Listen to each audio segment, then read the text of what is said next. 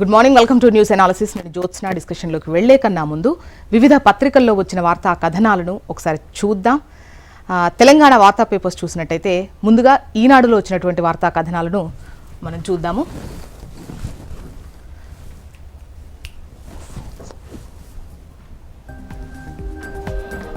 ఈనాడులో సర్కార్ చేతికి మెట్రో రైల్ అంటూ వార్తను హైలైట్ చేసింది తెలంగాణ ఈనాడు పత్రిక.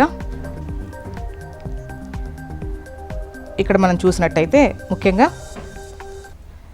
మెట్రోకు సంబంధించి ఇన్ని రోజులు అంటే మెట్రో వదిలి వెళ్తోంది తెలంగాణను, ఎల్ఎన్టీ వదిలి వెళ్తోంది ఎల్ఎన్టీ అని చెప్పేసి వార్తలు హల్చల్ చేసినటువంటి క్రమంలో ఈ వార్తను మనం ప్రముఖంగా చెప్పుకోవచ్చు. హైదరాబాద్ నగర భవిష్యత్తుకు సంబంధించి కీలకమైన ముందడుగు పడింది అనొచ్చు. మెట్రో రైల్ సేవలను నగరమంతా విస్తరించేందుకు అవసరమైన 2వ దశ, 3వ దశ మెట్రోల నిర్మాణానికి అడ్డంకులు తొలగిపోయాయి. 2-3 దశల్లో ఏ రకంగానూ భాగస్వామ్యం పంచుకోవడానికి సిద్ధంగా లేని ఎల్ఎన్టీ సంస్థను సాగనంపి తొలి దశ మెట్రోను స్వాధీనం చేసుకోవాలని రాష్ట్ర ప్రభుత్వం నిర్ణయించిన విషయాన్ని ఇక్కడ హైలైట్ చేశారు. ఇక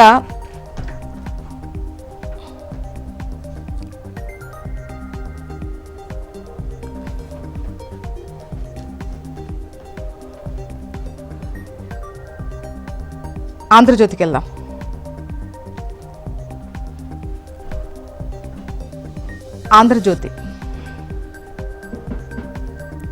ఆంధ్రజ్యోతిలో ప్రధాన వార్తను చూసినట్టయితే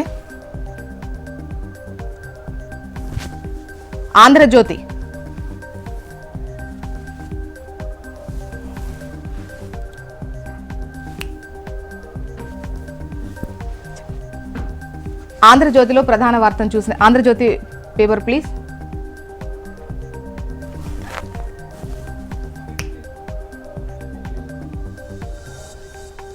ఆంధ్రజ్యోతి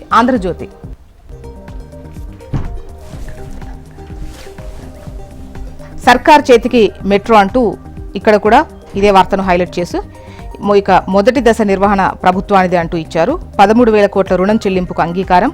కంపెనీ వాటా కింద ఎల్ఎన్టీకి 2,000 కోట్లు. కంపెనీ ప్రతినిధులతో చర్చలు, ముఖ్యమంత్రి రేవంత్ రెడ్డి సమక్షంలో కుదిరిన ఒప్పందం అంటూ వార్తను హైలైట్ చేశారు.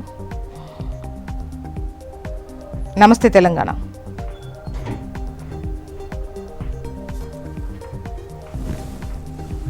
నమస్తే తెలంగాణ విషయానికి వస్తే ఇక్కడ మనకు మీ ఫోన్లకు దొంగ చెబులు అంటూ వార్తను హైలైట్ చేశారు. మనపై ఇక 24 గంటలు నిఘా పెట్టనున్న సర్కార్ అని చెప్పేసి ఒక వార్తను కొంచెం కిందికి వస్తే కనిపిస్తుంది. ఇక పైన టాప్లో make in India utter flop అంటూ మరో వార్తను, 11 ఏళ్లలో మోదీ స్కీమ్ సాధించింది శూన్యం అంటూ వార్తను ఇచ్చింది నమస్తే తెలంగాణ.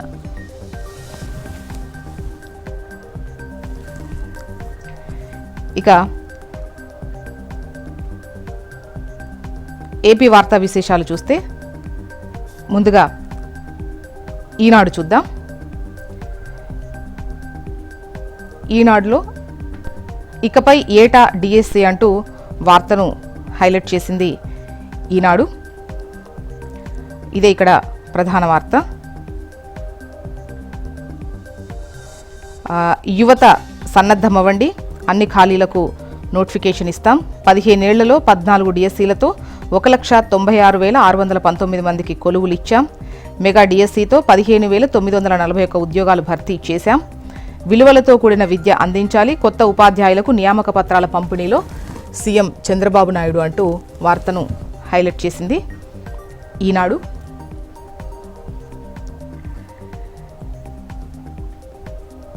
నెక్స్ట్ సాక్షి విషయానికి వస్తే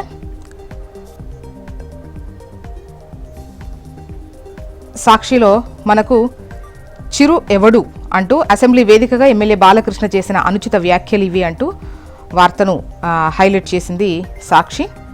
పరిశ్రమ పెద్దలు మాజీ సీఎం జగన్ను కలిసిన సందర్భంగా గట్టిగా ఎవడు అడగలేదంటూ చిరంజీవిని ఉద్దేశించి వ్యాఖ్య.